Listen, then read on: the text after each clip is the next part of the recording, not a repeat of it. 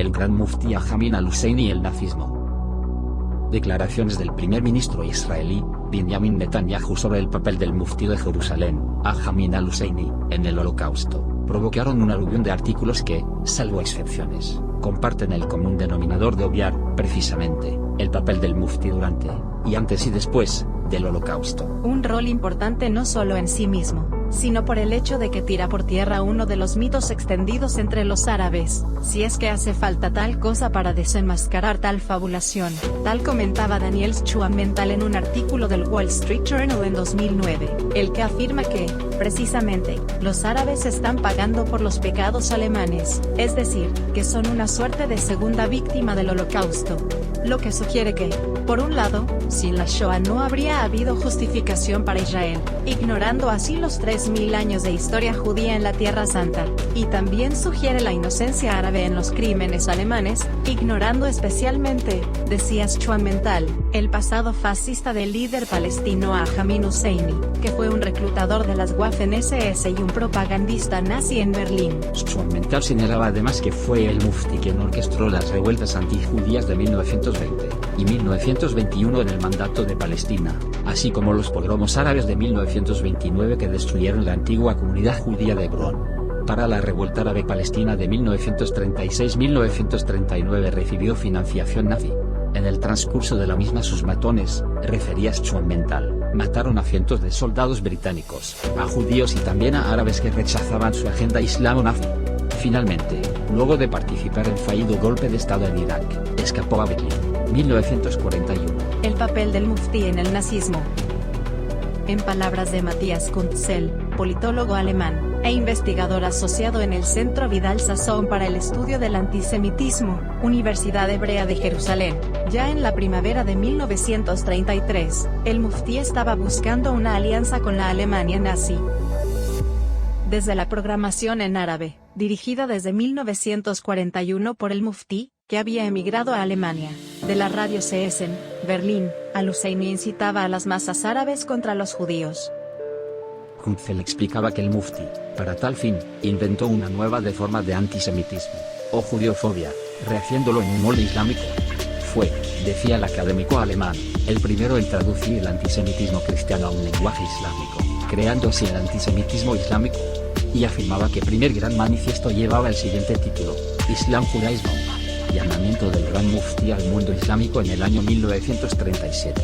El folleto de 31 páginas, comentaba Kuntzel, alcanzó a todo el mundo árabe, y existen indicios de que agentes del nazismo ayudaron a redactarlo. Así, desde 1937, los alemanes comenzaron a difundir un antisemitismo islámico que fusionaba la visión islámica tradicional de que los judíos eran inferiores, con la idea europea de que son maquiavélicamente poderosos. Así, apuntaba Kuntzel, uno se encontraba con que los judíos eran ridiculizados como cerdos y monos, a la vez que eran demonizados como los amos y titiriteros de la política mundial. Algo que, por cierto, aún puede verse, casi a diario, entre los líderes religiosos y políticos palestinos, en los medios oficiales de comunicación y en las redes sociales. De hecho, Klaus Hensicke, en el libro The Muftí of Jerusalem and the Nazis, sostenía que los sentimientos expresados en la carta fundacional de Hamas son idénticos a los de las transmisiones radiofónicas de Amin al-Husseini desde Berlín, arremetiendo contra el sionismo mundial, las fuerzas imperialistas y, en nombre de la religión, contra todos los judíos. Tampoco hay que olvidar el papel del muftí en el reclutamiento de musulmanes para servir en las filas nazis. De hecho, entre los logros más notables del muftí se encuentra la creación de una división musulmana de las Waffen-SS en Bosnia y Herzegovina, conocida como la División Ansar, que cometió brutales crímenes de guerra contra los serbios cristianos, contra gitanos y judíos. A pesar de haber trabajado con los nazis, y de haber difundido abiertamente su propaganda antisemita y genocida por el mundo árabe, no se volvió un paria, apuntaba Joseph Spoer en marzo de 2015, palestinos, árabes y el Holocausto. Es más, refería Spoel, la presión del secretario general de la Liga Árabe persuadió a los gobiernos occidentales de no juzgarlo por crímenes de guerra. Al respecto, Kuntzel sostenía que en 1946, al-Husseini era buscado por crímenes de guerra por Gran Bretaña y Estados Unidos, entre otros. Mas, para evitar estropear sus relaciones con el mundo árabe, decidieron renunciar a enjuiciarlo penalmente. El Museo del Holocausto de Estados Unidos indicaba que el Mufti pasó los siguientes años de su vida, hasta su muerte en 1974, difundiendo propaganda antijudía, antisionista y anti-israelí. El mencionado académico Matthias Kuntzel, en la reseña del libro Nazis, Islamists, and the Making of the Modern Middle East, de Barry Rubin y Wolfgang Schwanitz, decía que está bien documentado el hecho de que el Mufti condenó a miles de judíos a ser asesinados en el Holocausto al bloquear sus rutas de escape. Sin embargo, aclaraba, Rubin y Schwanitz van más allá al declarar, en su libro, que la única reunión personal entre Hitler y al-Husayni, 28 de noviembre de 1941, fue el punto de inflexión en el cual el Holocausto comenzó. Según estos autores, en dicho encuentro concertaron el pacto del genocidio judío en Europa y Medio Oriente, e inmediatamente después, Hitler dio la orden de prepararse para el Holocausto. Además, sostenían que luego de la reunión con al-Husayni, Hitler tomó una quinta decisión que acabaría con millones de vidas.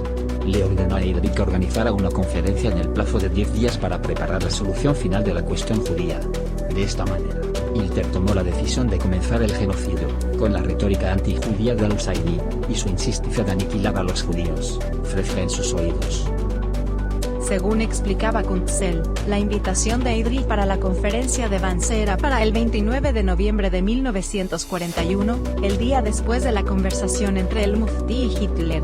No se trataba de una decisión apresurada, comentaba Kuntzel. Heydrich había hecho referencia, en la invitación a la conferencia, a una orden escrita por Hermann Göring con fecha 31 de julio de 1941, en la que éste pidió un plan general sobre la implementación de la solución final deseada de la cuestión judía. La trágica petición de Göring se realizó cuando el Mufti no estaba todavía en Alemania. Documental basado en el artículo titulado El Gran Mufti Amin al-Husayni y el nazismo, publicado por Cámara en Español, la rama hispanohablante de Cámara.org, escrito por Marcelo Guyot.